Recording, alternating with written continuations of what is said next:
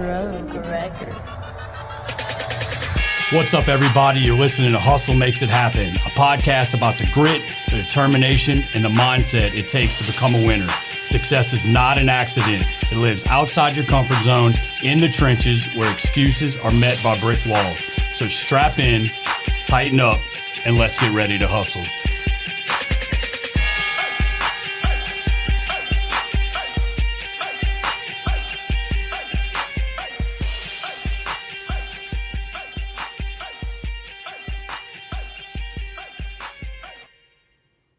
Episode 1. Welcome to the podcast. Here we go. This is Chase. This is Justin. This is Garrison. This is the inaugural episode. We are pumped up, and we have Mr. Justin King. What's up, man? So we thought long and hard about a lot of people that define hustle. And this one came to mind in a lot of different ways. So we asked Mr. King to step on the show and become number one, numero uno. Yeah, I appreciate it, man. That's cool. So, Mr. King, I'd like you to give a little intro about yourself, what you've done, and why you're here. Well, man, y'all fire away because that'll help keep me going. But I don't know. I like what you got, man. As far as the hustle hard, that's I think what you're trying to hit on is on the, like I said, the mental side of things, and really what makes people tick, what makes them keep going. You know, how do you get that certain level? And I think that's I think that doesn't get quite hit on enough. Honestly, they're more worried about what people have done. You know, what'd you do? How cool was that experience? Or we're like, now, how'd you actually get there? Because that's where the story is, man. So that's pretty cool. Man, Justin King, born and raised, man, here from Livingston Parish. Graduated from Walker back in the day, and just always had a mindset of, when I was younger, as far as athletic wise, man, I wanted to play ball. I wanted to go to the next level, right? That was something I think my old man instilled in me. You know, it was kind of a dream. But at the time, back in the day, I was pretty damn good at football, but 5'0", 100 Nick Saban was not knocking down my door to sign me. So I figured I might want to stick with baseball. So I did, man. I worked my tail off, had a chance to play some JUCO ball, then play some 4-year school at Delta, and, kind of chased my career a little bit. And, when I got done, I started working with Coach Gil Hatch out of Baton Rouge on the weightlifting side. And then, honestly, it's been a crazy ride to get where I'm at right now. But that's kind of the beginnings of it. I think from early on, playing football, baseball, basketball, you name it, and just kind of really developing that hustle, right? That want to get better, type mentality. So to touch on a couple of things that have happened in your last couple of years. So you are a multi-appearance CrossFit Games athlete, correct? Yes, sir. You've been highly circuited in the USA weightlifting realm as well. Yeah, that's been an honor too. You just kind of rub elbows with some of those guys. It's pretty cool. You started a CrossFit business, so an entrepreneur out here in Livingston Parish, Walker, Louisiana. And so you're a coach and as well as an athlete, so you're kind of grabbing both sides of the ball too, right? Yeah. That's definitely a juggle, for sure. We want to kind of put into your athletes, but also got to turn around and pour right back into yourself too. With limited time, I think I do less time now than I did back in the day. I guess because gym and family and everything else is definitely needing to be addressed, taken care of. That's priority as far as that goes. And then maybe I didn't do that well in the past, but I'm trying to fix that now for sure. Right. So, Dad, you're a dad. Yeah, man. Talk a little bit about that. Man, I got 3 of those things, man. So you blink, and I'm 40, and there's no way. I got a 17-year-old, a 16-year-old, a 10-year-old. I'm like, when they're young, you're like, okay, cool, I got my kids, whatever else, and you really don't think they're gonna get bigger, and they do. So I've got a beautiful daughter, Lainey Shay. She's junior, about to be a senior, killing it in school. I got my girl Emmy. It's my free spirit. She's 16, gorgeous. And she is my flower child, bro, for sure. She's them two are like night and day difference between Lainey and Emmy. And I got my man Coop. He's a caboose on that, and he's 10, and he's a little stud, man. He I think his mouth is bigger than his body is for sure.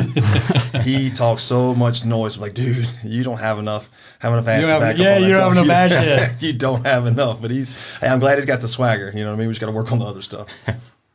Yeah, man. So I think growing, like trying to have a family and grow your business and focus on yourself in the CrossFit weightlifting realm or in the CrossFit Games realm, how difficult is it for you to manage your work-life balance, and like how do you manage the grind with managing your family time, with managing your business, with managing, your own personal ambitions to hit the CrossFit games. You're number one going into the semifinals. So I know like that is not a mistake, bro. That takes a lot of hard work. So you got to focus on, accomplishing your goals, but you also have to focus on taking care of your family. You have to focus on your clients at the gym. You got to focus on running a business, which anybody that runs a business knows is no cakewalk. How do you kind of bring all those things together and be successful at all of them? Great question. And honestly, number one, it's going to be the people you surround yourself with. I've got a great manager, Misty Milburn, who's helping out tremendously. She's knocking out a ton of shirts right now. She's so mad at me for being over here doing this. Go ahead. So plug on that. He doesn't just own a CrossFit business. He has a screen printing business as well. Okay, so you got two. Yeah. So we had a company, our sponsor for the Spring Fling. They dropped a bunch of shirts and stuff. So she's doing that right now. So, it's a manager. My girlfriend Christina, she's amazing. Harris, she's helping me. With all kind of things ins and outs. We have people at the gym. Between Misty's husband Mike, all my coaches. They've taken a lot off that plate to help me out. And I said earlier is like I think. When I was in that run, 16, 17, 18, 19, through there, I probably didn't do it best. I think probably some suffered. My family, I've learned a lot. In your head, you're just grinding a little bit and maybe not spending the time that you need to, whatever, because that's the most important thing. And, dude, you realize, this is cool, but if you're sacrificing other people, then what the hell are you doing it for? So this go around, this past couple of years, I've been able to keep my fitness up and fortunately I keep it to a point where it's like, damn, okay, I'm still pretty good at this. And then I think this is a totally different run. I'm enjoying this a lot more, spending more time, but also being able to kind of, do some of the things that I'm doing right now. Like you said, being, number one going into the semifinals, that's pretty stinking cool. And I think another mindset is we can dive deeper into this if you want to take a little side note, is I think actually believing that I belong, right? That I actually should be there. I deserve to be there. As opposed to looking at the past and go, I think the normal mindset for me used to be like, oh, that I shouldn't be there. Like they suck. What happened? Y'all been taking naps? Like I don't understand. How am I up on the leaderboard like that? Like right. That's my mindset. Like now it's like, cool. Like I know I deserve to be there. Type deal. As opposed to again, like it was an accident. Like you said, it's not an accident, but in my head, it's sometimes you feel like you try to justify it. On the negative side, which is weird. As opposed to just believing like, no, I've earned it, Yeah, I'm actually really glad you brought that up because one of the things in your questionnaire that like jumped out at me right at the beginning was that you said you're just now starting to be proud of yourself. I mean, you're 40 years old. You've got a very accomplished career. You've got 2 successful businesses. You've got a huge family. Like those are all things to be proud of. But you specifically said in your questionnaire that you were just now starting to be proud of yourself. Talk to us a little bit about that. Like what clicked? Did something change for you? Like, did something happen that made you proud of yourself, or are you just now starting to see the fruits of your work pay off? Like, talk to us about that a little bit. That's a good question. I think what's crazy is what I found is how people are successful. There's many different ways, and there's all different things that drive people for sure, right? We all have our different whys, because that's a big word, right? What's your why? Man, I think a lot of it for me, my early days, anything that I ever did, especially on the baseball side of things, I got a chance to play at a major, university, 4-year school that was my dream, and I did it. But even then I didn't believe that I deserved it, right? I wasn't ever good enough, right? So I think you can do some pretty amazing things in your life on the negative side of things, unfortunately, right? You're driven by that negative, like either I'm not good enough or I'm going to fail or I'm going to whatever else. So you double down, you work your ass off to prove maybe not even to anybody else that you don't belong, but to yourself that you do belong. And even then, it's still not good enough, right? I didn't hit enough home runs. I didn't do, well enough. I didn't go play Major League Baseball like you thought you was. So therefore, it's that negative mindset. I know that sounds crazy, but it can also be a driving force for you to actually do some cool stuff. The really bad downside part of that is you can't enjoy any of the cool stuff that you did. Yeah. You can't enjoy any of the accolades. You can't enjoy anything that you've accomplished is because when people pat you on the back, like, don't touch me. Like, I don't deserve it. You weren't enjoying the ride. No, not at all. So you think it's more important then to focus on the good outcomes, to focus on the things that like are making you happy, or do you think that there is some value in focusing strictly on the grind? Like, which one do you think is more important now that you've kind of made that mental switch? I think you have to have a healthy mindset towards the grind, right? You can use failures. You can use things that drive you and push you and say, hey, that crap's never going to happen to me again. Let's say you get embarrassed out there or whatever, right? No matter what field you're in, you do something, you set yourself up and then it doesn't work. You can use that. Hell yeah, use that as fuel for sure.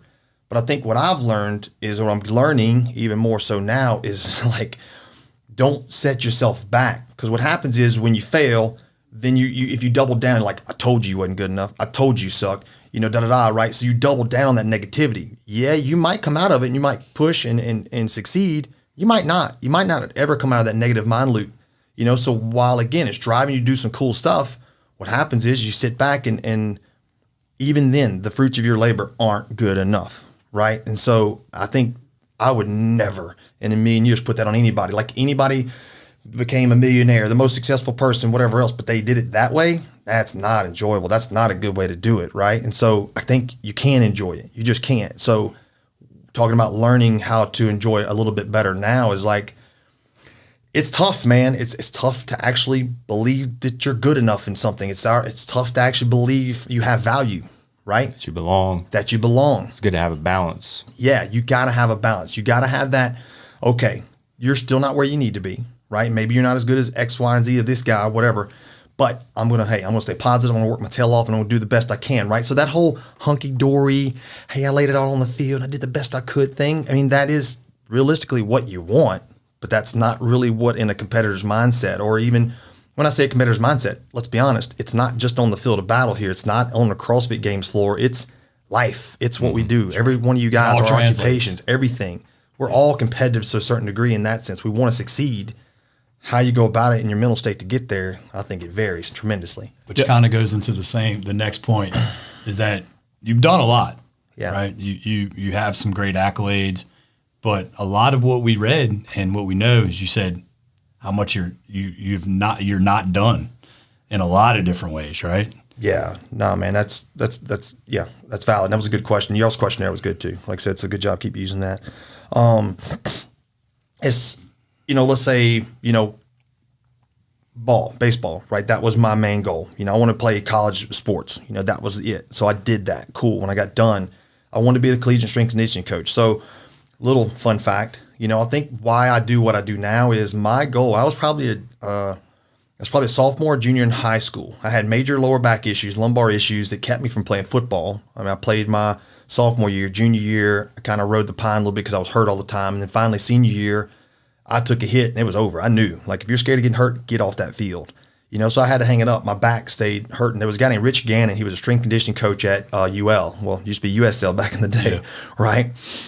We had a camp up there, and he said, and I told him about my issues. I was like, I know he's a big strength coach. And Rich Gannon played in NFL, played New England Patriots, Raiders, big, huge tight end. This is a big man. You hear me? And so I'm talking to him, chewing the fat, and I told him what I wanted to do. I said, well, I was talking about coaching. I didn't know that I wanted to be a strength conditioning coach just yet. And he told me, he said, problem with your back is your core is weak. I'm like, I'm cocky. I'm 16, 17 years old. I got a six-pack. Yeah, bro, look at these. What do you mean it's weak? I literally pulled my shirt up like this, like, I don't know where I get that from. Anyway, he grabbed me. He took his index finger and just shoved it through my gut. Like, I swear, I think he itched my backbone with his finger. You hear me? It's a big dude, too. He said, your stinking core is weak. That ain't what he said. He's like, your effing core is weak. And when he did that, I was like, whoa. Like, just because I had a six-pack doesn't mean it was actually strong. So the fact is so I went to work and I started working on my core. Amazing. I never had another back issue. Kid you not, right? And my lower back, I went to Dr. Gooden out of Southeastern. You name him back in the day, doctor went to him. So what was cool about that is like that turned me on to a strength coach. Like, this guy knows what's up. I've been to PTs. I've been to chiropractors. I've been to sports doctors. This guy, strength coach, fixed my crap. So I was like, yes, sir. So that turned me on towards being a strength coach, early on. Right. And so that's a whole story, a long story, kind of how I got away from that. But I knew what I wanted to do on that end, for as on the strength conditioning, side of things, initially. So that's a little bit of background, but I think I've kind of got off your question a little bit. No, you just talked about not being done. You know, how much? Okay, thank you. Yeah. You know, how much is it a big goal, or is it a lot of little goals that you're looking for in the future? Constantly evolving goals. Yeah, I mean, it is. So I kind of time back into there. So that's, you know, it took me a while to get back to my center, get back to what I wanted to do, right? So I wanted to be a collegiate strength conditioning coach. I worked with Coach Hatch for 5 years. I had an opportunity to do it. Again, life happens, kids, family, all that. You know, so circling back, I did a lot of different jobs, a lot of things that helped me get where I'm at now. But doing what I'm doing now is what I enjoy and what I want to continue, you know, working on. But through that, owning your own business, building your brand, you know, per se, and then even for yourself, I'm not done. Like, there's more potential at Slingin Iron. There's still, even in our gym with our members, there's more to grow there to help reach them, to help reach their goals. There's different things we need to do in there to change up. We've been there for almost 8 years now, and it's been a very successful model, but it's still not good enough. And I don't say this in the negative light. It's still not good enough. We have room to grow we need to be an epicenter for health and wellness in Walker, and we're not doing it. We're just not. We need to be, I mean, we're a little one-horse town in Walker. You know, it's grown, it's bigger, but it's still a small town mentality when it comes to fitness, to come to nutrition, to comes to anything. We need to blow the lid off that, and that's a part of me actually putting myself out there and being more involved in the community, right? I had a lady one time, so it says on her shirt, it says Community of Walker, right? And this wasn't too long ago, you know, flat out. She was not being mean-spirited or anything. She was just simply asking. She's like, you know, she's like, so it says Community of Walker. Like, so what do y'all do in the community? I was like, gut check. well, what happened was, right, so it hit me. Like, she was not meaning anything by it, but it struck a chord with me. Like, what are we doing in our community besides serving our own community? We love on our people, we serve our people, we're taking care of our people, but what about everybody else? And that doesn't necessarily mean we're going to go baptize the whole world in CrossFit and get everybody saved through the fitness, you know, industry. I'm not talking about that. We just need to reach out and help people that need help in any realm. In whatever way. That's so that's one thing. You know, there's still so much potential sitting right there. Me, you know, personally, you know, again, kind of discovering, hey, I'm not a bad guy. You know, maybe, you know, I have something to contribute. You know, I can do some cool things. There are some stuff that I can open up doors and do. There is a lot more on the plate that just I'm not satisfied with where I'm at, what we're at, you know, physically wise. You know, if I can push this thing and get into games and give it my last hurrah, I'm good with that. This is my last show. I'm good with my last show. I really am. I said I was done in 19. You know, I end up keeping my fitness up, and I landed right there close. And everybody's like, dude, you got to do it. And I was like, I know. But is it your last hurrah, really? Or? Man, you know, Sounds like a no to me. Well, I mean, I'll step off on this. So you talk about the mindset, like the reluctancy. Somebody asked me, they're like, you know, like, dude, you're so close. Like, why wouldn't you just do it? I'm like, dude, and I don't mean this in a negative way. Like, you have no clue how bad it hurts. You really don't understand what you have to sacrifice, your body, and what you have to do to not only get there, but like to compete at that level. And then go to the games and actually try to, you know, show up and do decent. I mean, there's no qualms about me like, oh, I'm going to go win the CrossFit games. I finally, for the first time, thought like, I got first, I'm like, damn, I might actually have a shot. Like, I might actually do this, you know, but I've never thought of myself being that guy. I'm good enough to make it, but I'm not going to win the thing, you know? So those are things that people don't understand.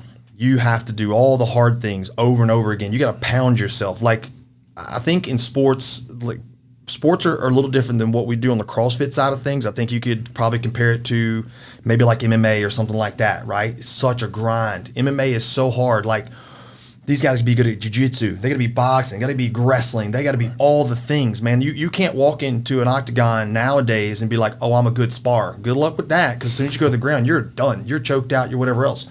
So I think in MMA world, and you know, being able to do that a little bit with jiu-jitsu with JM Mancuso, my boy in Baton Rouge, you know, it kind of opened my eyes to MMA a little more. Like, God, you've got to be good at everything. Yeah. Everything. And so that's what CrossFit is too, right? So I can compare it to that. You have to be good at everything. Jack of all trades. Jack of all trades. You got to be able to run. You got to be able to, you know, lift all the heavy weights, get up on your hands, walk, get on that bike. You can't be tired, by the way, because if you get tired, you're getting passed up. So you got to have that aerobic capacity being out this world. It's so hard. And people really just don't get it because they've never been to that place. And I have. And that's something I realize now more than ever. Like, I've been to that place where only a select few have pushed themselves that hard consistently over time, because that's ultimately what it is too. You know, how do you get to this position? How do I maybe, you know, qualify for my 4th CrossFit Games? Is because you can't ever let off the gas pedal. You have to constantly keep working, constantly keep grinding. And mentally, that crap's tough. Yeah. It's tough. I don't want to keep like going back and drilling back. Like, I don't want to beat a dead horse, but I think there's still some stuff to unpack. You talk about in your business, you're not where you want to be with your business. I think there's some really interesting stuff here that I don't know exactly what it is, but I want to dig it out. There's like, you're still not satisfied with how the business is doing. You still want to take the next step. You're still not satisfied with, like, you know, where you're at physically or where you're at competitively in the CrossFit Games. But then you go back and you talk about like starting to be proud of yourself. I don't want to continue to beat on this, but like, there's got to be a way to balance that. And I think the reason I want to talk about it is because I think a lot of people struggle with like being happy with where they are versus achieving their goals. And it seems like even with a guy like you that's highly successful in the CrossFit Games and running a pretty damn successful business, like, I think it's very easy for people to get complacent. Like, how do you fight the complacency every day in a healthy mindset? Like, what mindset does it take to look and say, I'm not where I want to be, but not really drill down and get so overwhelmed with that? Yeah, no, I think you just said it. That's the trick, right? Like, how do you do it on the healthy side? Yeah. I did it for so long on the not healthy side. So you got to see the negative outcome of doing it the other way, and you just learn from that. I think that's the point that I was trying to unpack. Yeah, I mean, it's 1,000%. I mean, you know, again, it was a failure to learn, right? Or I mean, not failure, but in the sense of like learning the hard way. You're able to look back and say, I did it this way, but I shouldn't have done it that way. Next time I'm going to do it a different way. Yes, and I think that's the epitome of learning from failure. And I think that's maybe kind of what this is too. I did the games journey, right? And then this has been a more nonchalant path this time, you know, kind of being there. I've kind of kept up with my fitness and realizing that I have drilled this over and over and over and over and over again. I could do half this stuff in my sleep. And what I needed to do was knock off the rust. Like I literally was like, okay, well, I'm still pretty fit, but I have my weaknesses. So I need to start knocking off the rust of these weaknesses. And now I'll look at it again. So like, I kind of did better than I thought I was going to do. So now that puts me in the seat to say, okay, well, I got to make this top 10 go to Madison. You know, I want to make sure I'm in that top 10. I'm sitting 1 right now. I know my weaknesses. I know what I have to do. And now I'm looking at it like I got a month to prepare. I got a month to just beat myself to death, right? Grind this thing out. I think that's super important. Like, what you just said was that you quit focusing on like the overarching, like, I'm not good enough. You started realizing and really looking at the things that you're not good at and taking those little things one at a time to add up to build your goal. So we said in episode 0, we talked about how success is it's not something that just happens. It's not something that just manifests itself all at one time. It's a series of little small wins. And I think that was the focus for you. And I don't want to put words in your mouth, so you can tell me if I'm wrong. I know, but I mean, what you just felt like you said was like embracing it. Yeah. Right? I don't think we want to embrace.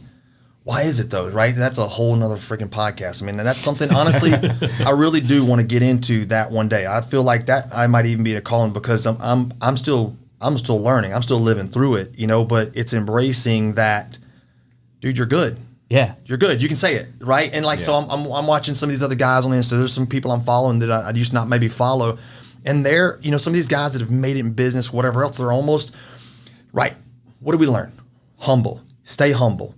You know, other people can talk about you. You don't talk about yourself. You don't put yourself out there, right? And I think that's the tricky part. The tricky part is how do you stay confident without being braggadocious? How do you not, you know, be Conor McGregor, where, you know, you pretty much either love or hate the guy because he's such an ass because he's so braggadocious. But on the flip side, you're like, I love that guy because he believes in himself no matter what. Ultimate belief in yourself, right? So you try to find that balance. And so we're always worried about what everybody thinks, right? Everybody tells you to be this lion, but yet you need to be a sheep when it comes to about yourself and what you've done, whatever else, right? Don't brag, don't whatever else. I mean, it's the same thing. I mean, you know, as far as your daughter, what Chase's daughter's done, Brendan's is amazing. You know, I mean, I think, you know, and I think the hard part is like Juan Diego. So Guillermo, Will, you know, being Brent's coach, you know, he's he's a fiery guy that's like, he believes in his kids no matter what, right? And he believes in Brandon, he believes in what you guys are doing. He's going to shout to the rooftop, you know, and he's so proud of his athletes and what he's done. And just, sorry, side note, just Bren, his daughter weightlifting, she's badass, you know. But the thing is, it's like when you ask Will's the same way. What has Will accomplished? Will's accomplished, he's a world champion, masters weightlifter, world champ. Ask him, he will not tell you about it. You know what I mean? And so Ever, never. He'll never mention anything that he's ever done in weightlifting. Humble. The guy's probably one of the best guys I know, and honestly, weightlifting mine, you know. And so you'll never know. He's the greatest coach you never knew, you know. And I'm going to work on him. We're going to fix that. We're going to work on Yeah, we're going to fix that with him because he's such a great guy, and the world needs to know who he is and what he's all about. No doubt. Right? And so, you know, I see that in people, but then I look at myself, I'm like, well, yeah, you still suck.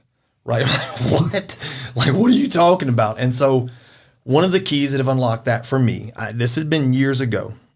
Okay, so years ago, I started working on myself in this negative mind loop, right? And so that's a long story, but nonetheless, this process had started years ago. It didn't just happen a little while back. When I say years ago, like 4 years ago, was a mindset. And I'll tell you the story real quick. So it was probably 19, right? It was probably 2019, 18, 19. I was kind of still about to make the games or whatever, and I had a guy in our gym, a guy named Chase Voisin, great guy, Silver Fox. He was actually trying to get in my mindset, like, how do you keep doing this? Like, you just keep pushing yourself, and you're going to games and do all these things. Like, how do you do this? Like, day in, day out. And this is truth, y'all. I'll just tell the truth. This is my story. I told him, I was like, well, Chase, when you hate yourself, what does it matter? He looked at me and he went, like, excuse me? He's like, when you hate yourself? I was like, yeah, when you hate yourself, who cares? Like, who cares about your body and whatever else? I mean, you just, throw it against the wall and you beat it up, whatever. And he literally was like the most puzzled thing in the world. And he looked at me and he said, that's a horrible way to live. I was like, whoa. One, how dare you judge me, sir? Right? Don't you be judging me, dog. But then the other was, I reflected and was like, God, he was serious. Man, like, I got goosebumps. Yeah, I did too. That was eye opener. He really did. It was a major eye opener for me. Yeah. Like, what do you mean you hate yourself? One, two, he's like, that must be a horrible way to live. And he just blew the lid off of like everything that maybe I knew, but it never been put to me like that. You never addressed it. Yeah. So then I'm like, oh crap, like what's wrong with me? Like, but I meant what I said. When you hate yourself, it doesn't matter. So you just send it. That's the thing we talked about, the very first thing. How do you get to this certain level? Well, sometimes you can do it in a very negative way, and that's the way that I had been doing it. Like, I don't care. I suck. I hate myself. Who cares? Send it. Just beating yourself up. Just beat myself up because it was almost a form of punishment, right? You deserve it anyway. Your crap hurts, your elbow hurts, knee hurts, pick the shit up, bro. Let's go. Right? And that's cool, right? But it's not.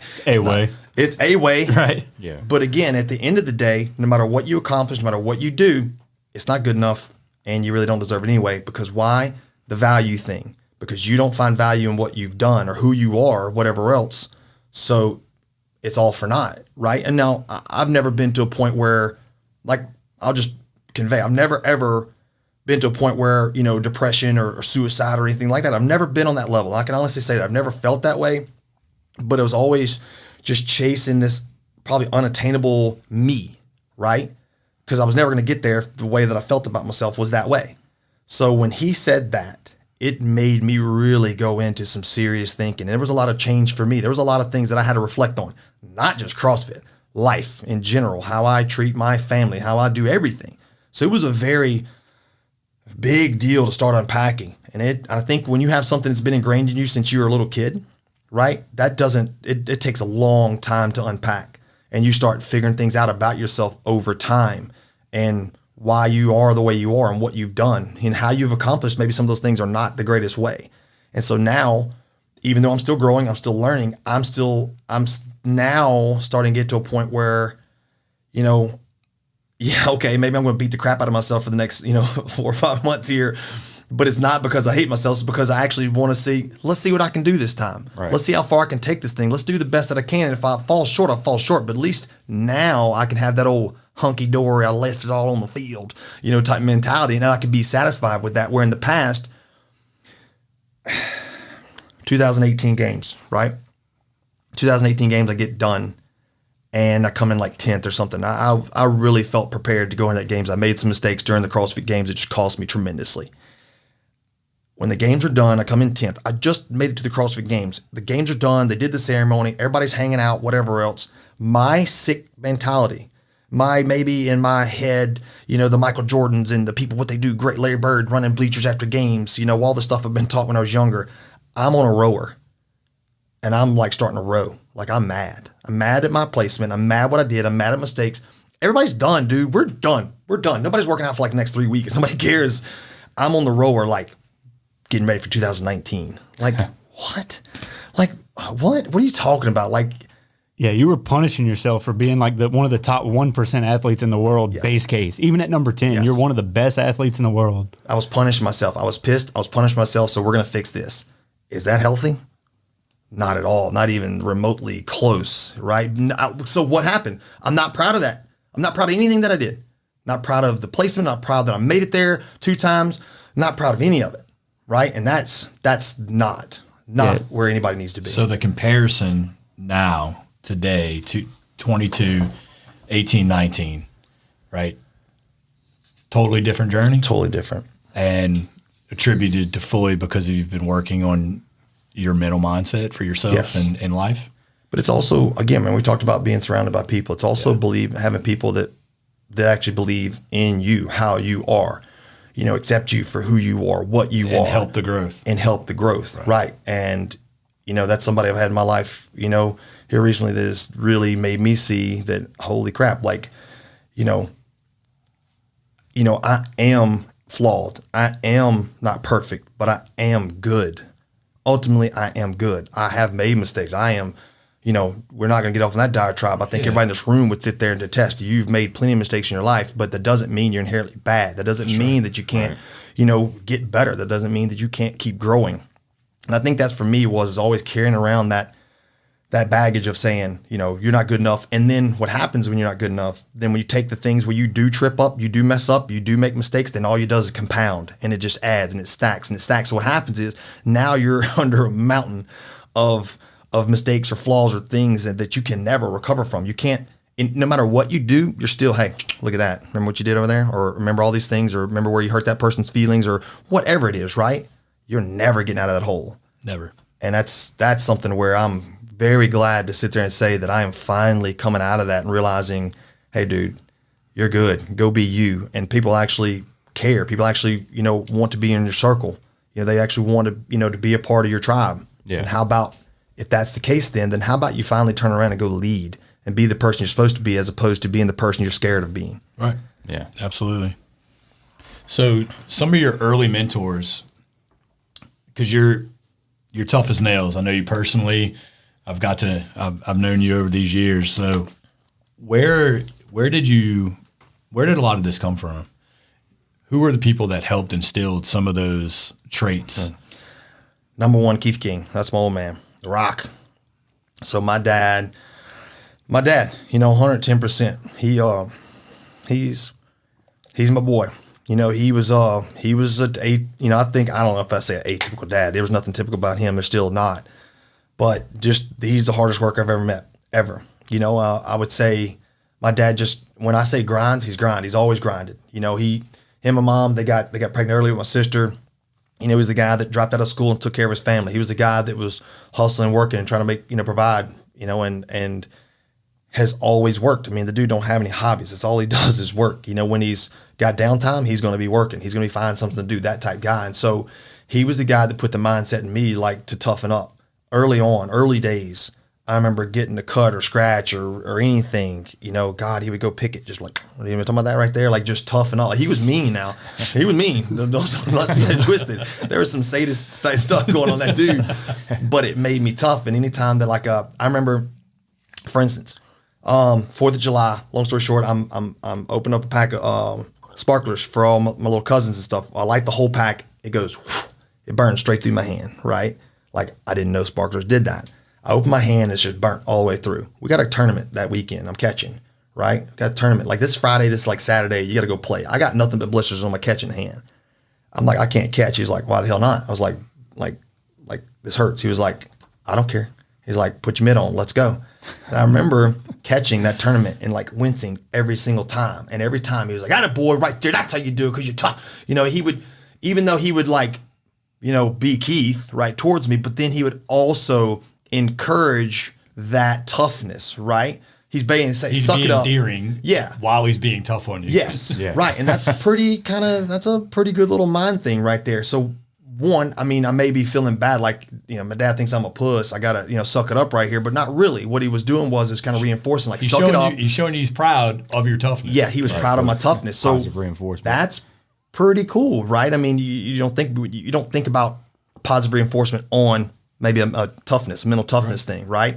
And so for me, it was just the way he was. Mo Man's, he's old school, bro. He's a man's man. The dude just handles up. He don't put up with a lot of slack. He's not soft in his stance on anything. He'll tell you, and so I think him developing or putting that into me was something where I don't know I don't know that I'd be here without how he raised me, period. That's just a fact. So I would attribute that to him for sure. And so that mental toughness got me through a lot of stuff, man. I think I wasn't the best ball player in the world. I was Charlie Hustle. I knew I needed the first one on, first one off. I needed a first one on, last one off.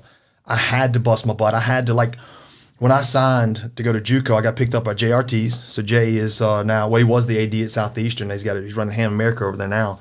Jay was, he saw me at a camp, and it was the way I was backing up first base is what he told me. That's why he signed me. I'm literally hustling down first base line. I do a pop-up slide. Hey, you got one down, hustle back. I was sprinting everything where I went. He's like, I need that on my team.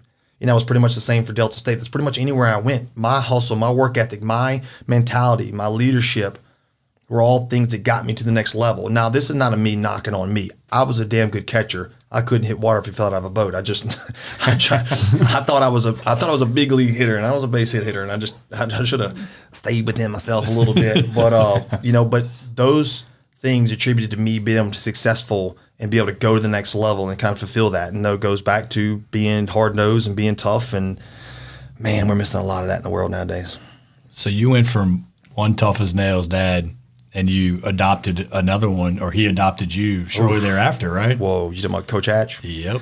Yeah, so when I got done playing ball, remember I'm going to be a strength conditioning coach. Well, there's none better than Coach Hatch. And the only thing I ever regret about that was not lifting for him when I was younger.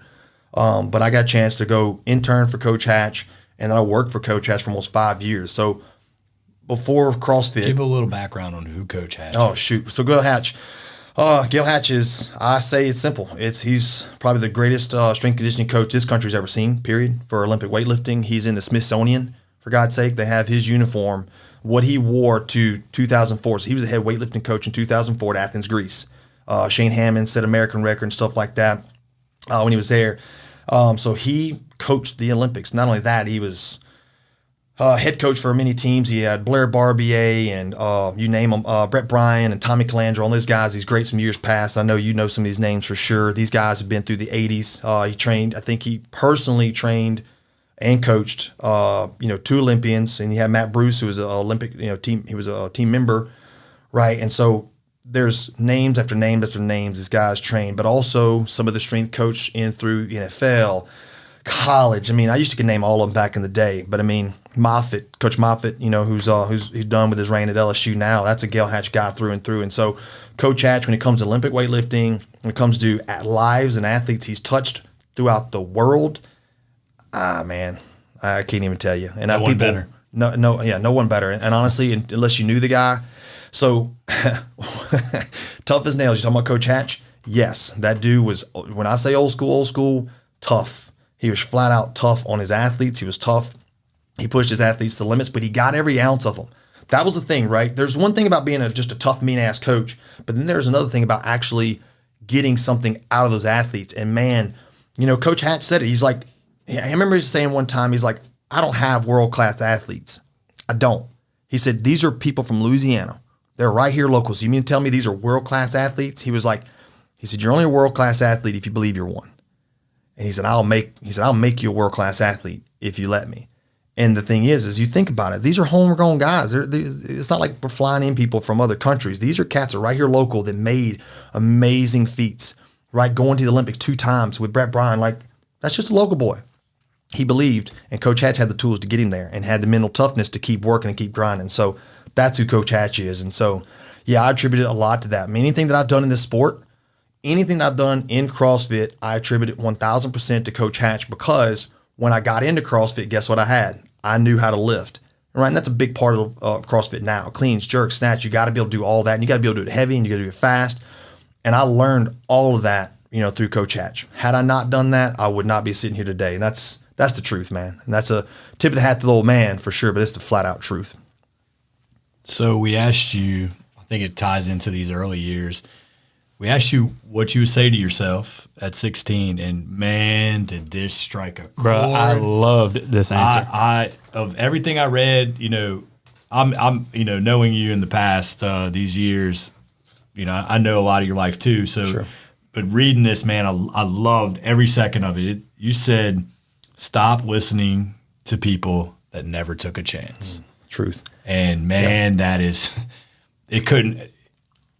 We started this platform because we want to learn too. That was where this came from, is learning from like-minded, grinding, hustling individuals.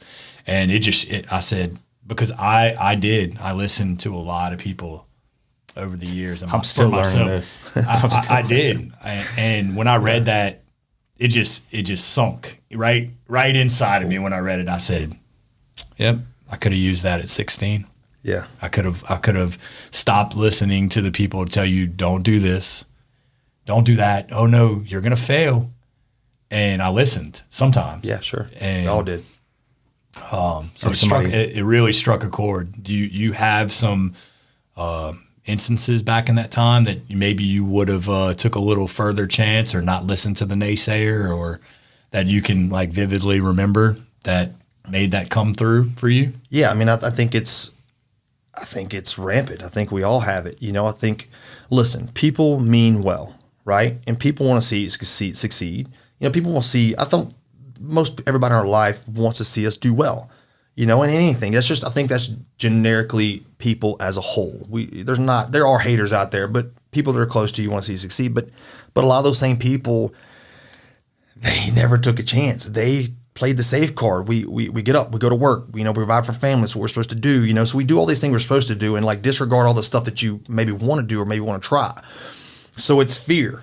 Ultimately it's a massive amount of fear that keeps us from doing anything. But if we allow a combination of fear and then we go confide in, whoever to, hey, what do you think about this? And then when they double down on that fear, they just dump more fear on top of your fear and it's never happening, so I think that's what people do more than anything. I think it's not a specific thing. It's hey man, I was thinking about maybe wanting to do this. And you're encouraged, like, well, let me tell you about this, okay? And let me tell you about all the negative things are going to happen if you go do this. Let me tell you about all the things you're probably going to fail when you do this. And so what happens is especially when you're younger, you really don't know, right? You don't know what you're made of yet. Maybe you don't believe in yourself enough yet, but you have this feeling, you have this idea.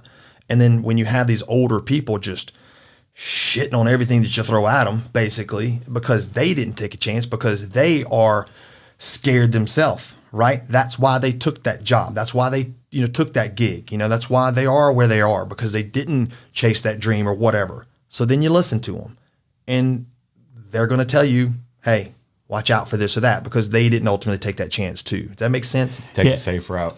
I think, just like you said, a lot of people have good intentions whenever it comes to that. They're trying to prepare you for things that are to come, but especially whenever you're talking to younger people, and it doesn't even have to be younger people. I mean, it can be, literally anybody, but agreed. Whenever people are looking to make a leap or do something kind of outside the norm or outside what they're currently doing, that's challenging to begin with, right?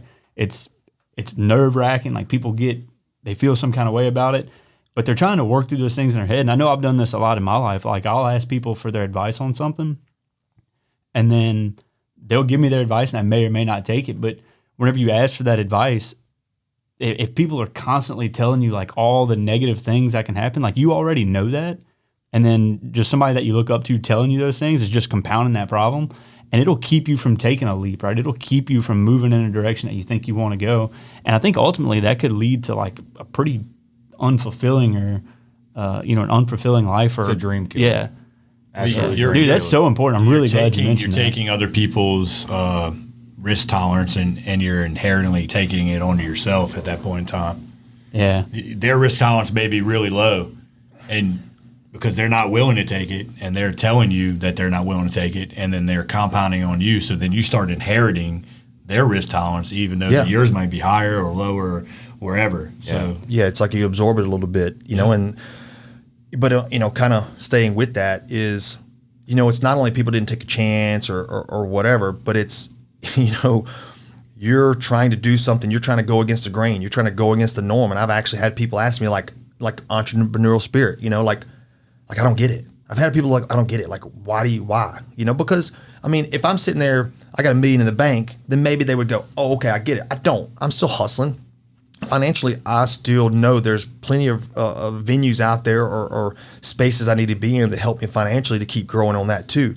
Listen, I don't do what I do because I'm making $1 million at it at all. One day I would like to have some fruits of my labor show up on that, and I'm working on that still. But people don't get it. They're like, why? Because you could have, already done this job or that. I mean, listen, would you rather take chances and I'm hustling and working, or this scenario? I'm at Exxon, no offense. And I'm oh, you're at Exxon. All right. So hopefully you got a little better grasp than this fella. Okay. So I'm with a subcontractor. I'm on the dock. We're doing dolphin repair and stuff down there. And there's a guy, he's like coordinate manager. He was a young guy. He kind of worked up the ladder pretty quick, but it's only been like 4 or 5 years he's been there, right? So everybody knows in our world, down South Louisiana, chemical plants and everything else. Listen, chemical plant gigs are great. If you get in, you especially wearing the light blue, you're killing it, but it's still a grind. It's still a hustle. Well, this young man was not okay with where he was at and what he was doing. I'm not kidding you guys. He walked me back to the gate. Hit the old CB radio. Somebody hit him up. They had some bull junk going on. He had to go back, and he's walking down the fence line. Now, me and him are walking down the fence. I'm on one side. He's on the other one. He's sitting there going, he's like, 20 more years, 20 more years, 20 more years, 20 more years. I'll never forget that to the day I die. He's sitting there telling himself 20 more years till retirement, right? He can get out of here and retire. I'm like, dude, you're so screwed. You have 20 more years. It's like he was in prison. It was like he was in prison. Now, granted, we all know that you can have an amazing, great job. You'd be plentiful, and work yourself up the ladder. You can make the best out of that job and be good with it. Or you can have his mentality and suffer for the next 20 years because you don't want to be there, because you're not accepting where you're at. You don't really like where you're at, what you're doing. So therefore, that mindset, dude, you're in prison for the next 20 years of your life. And even then, when you get out of prison, right, or you retire, whatever, are you really, again, that's the same mentality. 20 years back, did you enjoy any of it? Did you appreciate any of it? Did you manifest and grow in any of it? No, probably not. You were just waiting on your time to come up. So would I rather go chase my dreams and at least struggle and hustle and work and toil, or be in prison for 20 more years? And I'll never forget that. I'm like, I'm not doing that. Whatever the hell that guy's got going on, I ain't doing that. It rings a bell. Does that ring a bell for any of you gentlemen? No, okay, I just want to make sure. You're speaking on our lives right now. I mean, it's tough. It's tough. So I do get it. But I don't know. It's crazy. Man, one of the last things I wanted to ask you about, there's a story that you kind of started getting into, and you said there was a story here, and I want to hear it. So I think anybody that has pushed themselves like you have, or really anybody that's grinded their ass off to get to some level of success, has thought about quitting at some point. So we asked you about a time you quit, and you said, like very nonchalant, you said your junior year in college playing baseball. There's a story about quitting there. Ask me about it. I'm asking you about it now. Yeah, well, so I mean, again, right? So I had good little career in baseball, JUCO, signed with Delta State. Well, I go in at Delta, and so the coach brought in 4 JUCO catchers because he was a kid named Eli Whiteside, ended up playing with the Giants. He was a stud behind the plate. He was a freaking stud, right? He was a major league catcher in Division II baseball. So the coach brought in a whole slew of guys. He had a freshman plus 4 JUCO guys to replace one pro guy, basically. And so we were fighting for the job, right? And so when you have, let's say, all 4 of us fighting for one job, we're going to put a lot of pressure on ourselves. And we did. And so you had 4 guys not hitting a baseball. I can sit there and say Coach Kennison from Delta State, he's one of the greatest baseball coaches ever. He's won a national championship up there. He gave us shots. He gave us opportunities, and we just kept screwing it up. Like, we sucked. We were all going up there hacking and just whatever. This little Craig Newton, my boy, this little floppy haired kid from Vicksburg jumps up there as a freshman, just start dropping bombs. Well, guess what? We were in the bullpen. He's like, all right, guys, I got my catcher. Thanks for coming. So I rode the pine my junior year pretty much, man. I mean, I got some ABs, I got some catching time, but I really kind of come to the point where like, dude, you're sucking pretty bad. And this he ain't going nowhere. I'm a senior. Like, do I just pack it up? What do I do? I had to stay up there for summertime. I knew I needed to graduate, but I was almost like, screw this. I can go back home and just, hey man, I can give it a shot. And because here's one thing I've seen in the college world, like if you went and played a year of college, it doesn't matter. You played at that level. So I'll give everybody credit for that. You played at the next level, no matter what it is. If you actually stay and continue your career and finish, then holy crap, you really done something, because it's hard. Because everybody thinks, went off to college, oh, you did it. No, you got to stay and keep your, working on your career. That's hard. So I didn't want to give up, but I was like, you know what? I can go back home, done it. Hey, I played college ball. Good job, me, whatever. I was in the cage that summer and had a guy named Edwin Mason-Nett who played for the Astros. And he's out in Texas and doing a great job. He's an amazing guy. He's from Puerto Rico. He was my roommate. And his broken English, we're swinging, and my nickname was Juicy, And so I'm in the cage, and I'm taking hacks, like I'm gorilla balling, right? I'm watching Blair Barbier and all those guys again, Brandon Larson. I'm taking hacks. He's like, Juicy. He's like, why you swing so big? I was like, I'm trying to drop bombs, man. What do you want from me, Edwin? He's like, look at you, look at me. Now, he was a rail. This was him, right? Little skinny thing. He was a rail. He led the nations in doubles his junior year, led the nation in triple his senior year. The guy he was a major leaguer, dude. He's like, look at you, look at me. He's like, I know swing hard. You swing big. That's what he said, right? I'm like, yeah. He's like, you stink. He was like, He's just telling you everything you already know. I basically led the nation in doubles and triples. You might want to listen to me. And what he was saying was, look how weak I am. He hated the weight room. I'm always in the weight room, right? And so that hit me like a ton of bricks. I'm like, maybe I don't have to swing so hard. Maybe he's on to something, right? And so immediately, like I dropped all of my pride. Like he flat out said, like my peer, you suck. Like I don't know what to tell you. I'm good. You're not. Like you gonna listen to me? And I did. I dropped my pride. And I just started seeing the ball better, right? I started hitting the ball better. So I built confidence. And so I went into the fall damn well knowing if I didn't have a good fall, I'm out. I swear to God, I was out. Like, I'm done with this crap. Like, I don't want to go embarrass myself and just ride the pine again my senior year. I'm not being that guy. I've never been that guy.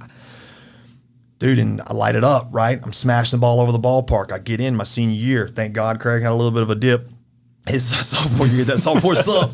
I'm smashing the ball and I had an amazing finish to my career, and it was something where, but what happened, right? It was that little hope of belief. This guy telling me, dude, you're ultimately was saying you are good enough. You're here, but damn, you don't have to try so hard. I don't try. I just do. I just see it and hit it, right? And so it's me believing that, oh, okay, I do belong here. Maybe that did have back in the day a little glimpse of I do belong here. I'm just doing it wrong. I'm trying too hard. I'm pressing too hard. I'm not good enough. I got to swing harder, get bigger, whatever else, right? So he allowed me to relax and just go do what I've been doing since I was 4 years old and just go swing the stick, hit the ball, and have fun at playing this game. And then what happened was I had a great senior year, and I'll never, my last at bat, I was notorious for like pull hitter, right? My last at bat, dude's throwing mud. He hangs a curveball. We're in super regional. We lost out. We didn't go to the ship that year. And he hangs a curveball.